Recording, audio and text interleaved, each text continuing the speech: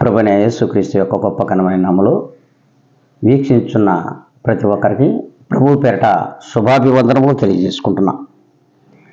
మరి ఈ దినం ఒక ప్రత్యేకత.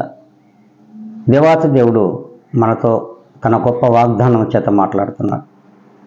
అది 69వ కీర్తన 32వ లేఖనం. దేవుని వెదకవారులారా, మీ ప్రాణము తెప్పరిల్లునుగాక. ప్రభువు వారే తన యొక్క మాటలు మరి ప్రతి వాక్యములు మరి దావీదు గారి నోటి నుండి మనకు వినిపించుచున్నాడు.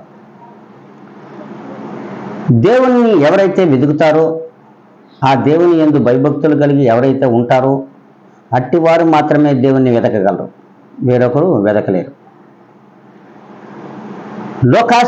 లోకాశ కలిగి, జీవపటంబము కలిగి, మరి నేత్రాశ కలిగి, శరీరాశ కలిగి జీవించే జనులు దేవుని వెతికి వారి లిస్టులో ఉండడు. దేవుని యందు భయభక్తులు కలిగిన వారు, ఆ దేవుణ్ణి చూడాలని ఆశ కలిగిన వారు మాత్రమే దేవుని వెతుకుతారు. అట్టివారు వారి ప్రాణములను దేవుడు తెప్పరిల్ల చేయు. మరి మనం వెతుకువారిలా ఉన్నామా, దేవుణ్ణి విసర్జించేవారిగా ఉన్నామా? ఒక్కసారి ఆత్మ పరిశీలన చేసుకోవాలి. ప్రతి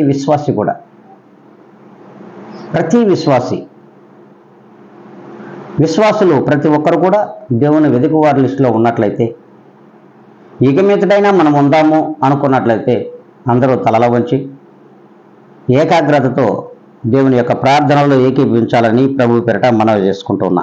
మహాపరిశుద్ధుడా, ప్రేమ కలిగిన నా తండ్రి, మీ పాదములకు వందనములు. ప్రభా, ఈ నూతనమైన దినంలో నూతనమైన వాగ్దానం చేత మమ్మల్ని అందరినీ కూడా మీరు నడిపిస్తూ ఉన్నావు. ప్రభా, మేమందరం కూడా నాయన మిమ్మల్ని వెతికే వారిలో ఉండాలని, అట్టి వారిగా మమ్మల్ని మీలోనే మాత్రమే తేజరింపల చేయాలని బ్రతిమలాడుకుంటున్నాం. అట్టి కృపను, సహాయమును వీక్షించున్నటువంటి ప్రతి బిడ్డకును దయచేయండి నాయన. వీక్షించుచున్నారే కానీ వినుట లేదని మీ వాక్యం సెలవిస్తూ ఉంది. మరి మందంగా వింటున్నారు, మరి కన్నులను మూసుకొని జీవిస్తున్నారని కూడా మీ వాక్యం ద్వారా సెలవిస్తున్నావు.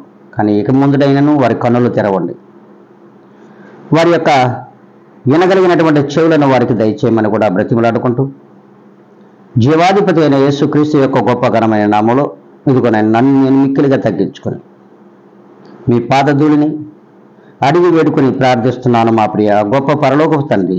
ఆమెన్.